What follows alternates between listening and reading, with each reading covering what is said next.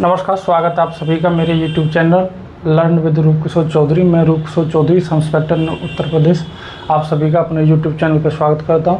साथ ही हम पढ़ रहे थे BNS की सीरीज। पिछले कुछ दिनों 5-6 दिन में बिजी रहा, इस कारण वीडियो नहीं आ पाई, लेकिन अभी वीडियो उसी क्रम में फिर हाजिर है आपकी सेवा में। हम पढ़ चुके थे धारा 70 तक BNS। आज धारा 71 से लेके 80 तक 4-5 मिनट की वीडियो होगी, उसमें ख़त्म करेंगे।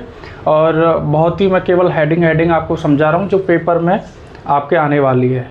पेपर में मैं फिर आपको बता रहा हूँ, पेपर में हमारे वाले में या 19 वाले में कभी भी डीप में नहीं आया था, केवल हेडिंग के बारे में पूछा गया था।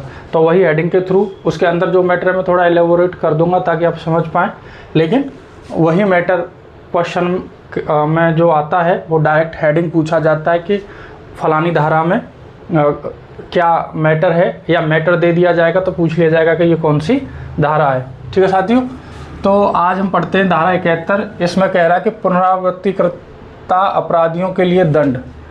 तो जैसे इससे पूर्व हमने जो धाराएं पढ़ी थी, ये उस धारा के बारे में धारा 71 बताती है। जैसे धारा 64 में बलात्कार के लिए दंड था, 65 हो गई, 66 हो गई, धारा 70 हो गई। 70 में जैसे सामूहिक बलात्कार बताया गया।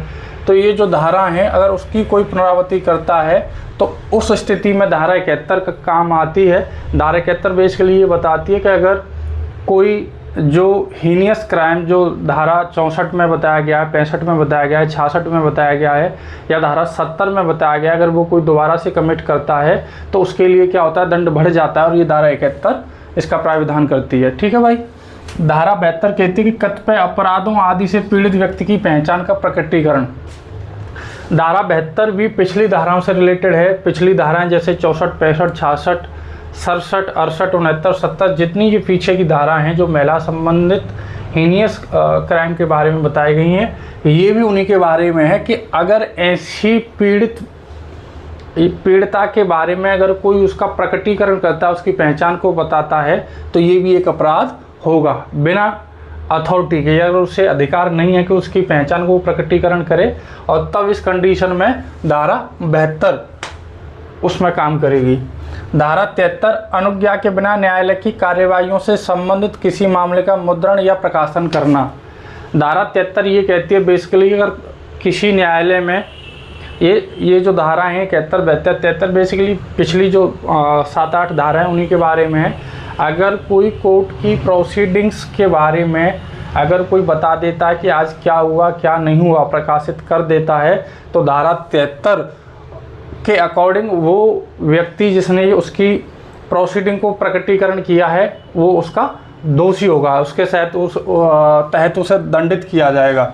धारा 74 बताती है कि महिला की लज्जा भंग करने के आशय से उस पर हमला या आपराधिक बल का प्रयोग कोई भी व्यक्ति, ये धारा 74 से स्टार्ट जो हो जाती हैं धाराएं, और ये धाराएं बेसिकली हैं कि किसी महिला को आप जो है उसके बिना परमिशन के आप उसे फॉलो कर रहे हैं, उसे देख रहे हैं, या उस पर कोई टिप्पणी कस रहे हैं, ये उसके बारे में ये धाराएं आगे स्टार्ट हुई हैं 74 से। तो 74 यही बता रही है कि महिला की लज्जा भंग करने के आशय उस पर हमला या आपराधिक बल का प्रयोग करते हैं, तो वो धारा 74 उसको परिभाषित कर रही है। धारा 75 में बताया गया है लैंगिक उत्पीड़न। लैंगिक उत्पीड़न का मतलब बेसिकली ये है कि किसी भी महिला को आप उसकी बिना परमिशन के उसे फॉलो कर रहे हैं, या उससे आप संबंध स्थापित करने के लिए उसे कह रहे हैं उसकी मर्जी के बिना, तो ये धारा 75 लैंगिक उत्पीड़न के बारे में बताया गया है। धारा 76 विवश करने के आशय से महिला पर हमला या आपराधिक बल का प्रयोग, यानी आप ऐसा कोई कृत्य करते हैं, आपका आशय ये है कि आप उस महिला को विवस्त्र यानी कि उसके कपड़ा उसके कहीं से खिसक जाए, इस आशय से अगर आप कोई काम करते हैं तो आप धारा 76 के दोषी माने जाएंगे, यानी आपका मतलब है वो व्यक्ति जो कोई काम कर रहा है। ठीक है। धारा 77 है दृश्यकारिता, वॉयरिज्म। दृश्यकारिता का मतलब बेसिकली ये है जब कोई महिला ऐसी स्थिति में है जब वो महसूस करती है कि मुझे कोई नहीं देख रहा है, आप उस पल उस क्षण उसे देख रहे हैं और फोटो खींचते हैं, तो आप जो है धारा 77 के दोषी माने जाएंगे। यार आप निकल जाता है बार बार, बेसिकली माइंड नहीं करना है, आपका मतलब ये है कि जो व्यक्ति ये काम कर रहा है। ठीक। धारा 78 का मतलब है पीछा करना। पीछा करना, स्टॉकिंग, ये भी वही मैटर है। जैसे क्या होता है, आप कॉलेज में जा रहे हैं, किसी लड़की को फॉलो अप कर रहे हैं बिना उसकी परमिशन के, जबकि वो मना कर रही है, और आप अगर उसका फॉलो कर रहे हैं, आप उससे कुछ कह रहे हैं, तो ये धारा 78 हो जाएगी। धारा 79 कहते हैं शब्द अंग विक्षेप का कार्य या जो किसी महिला की लज्जा का अनादर करने के लिए आशायत है। अभी धारा 78 में आपने उसका पीछा किया, और धारा 79 कहती है कि आपने पीछा करते हुए या कहीं बैठे हुए किसी महिला को ऐसे कोई शब्द कह दिए, कोई गाली टाइप का हो गया, या अंग विक्षेप का मतलब होता है इशारे कर दिया आपने, कुछ जो गंदे इशारे होते हैं वो इशारे कर दिए, सीटी बजा दिया, जो कर दिया है ना, तो उससे क्या होता है, उस महिला का आपने लज्जा भंग करी। और ये जो क्रियाएं हैं वो धारा 79 के अंतर्गत आती हैं। और धारा 80 में दहेज मृत्यु बताई गई है। दहेज मृत्यु बेसिकली कब होती है?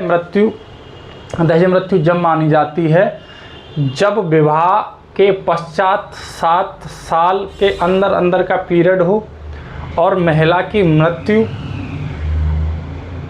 अप्राकृतिक कंडीशन में हुई हो या कर दी गई हो, उसके पति या पति के रिश्तेदारों द्वारा अगर ये कंडीशन क्रिएट की गई है, तो वो जो है धारा 80 के अंतर्गत आता है। ठीक है साथियों, आज हमने 10 धाराएं पढ़ी। अभी कुछ देर बाद मैं ये वीडियो अपलोड कर दूंगा, जैसे आप देख सकते हैं। ऐसे ही मैं छोटी छोटी धाराएं की वीडियो बना करके आपके लिए अपलोड करता रहूँगा। आप ऐसे ही प्यार दुलार मुझे देते रहिए।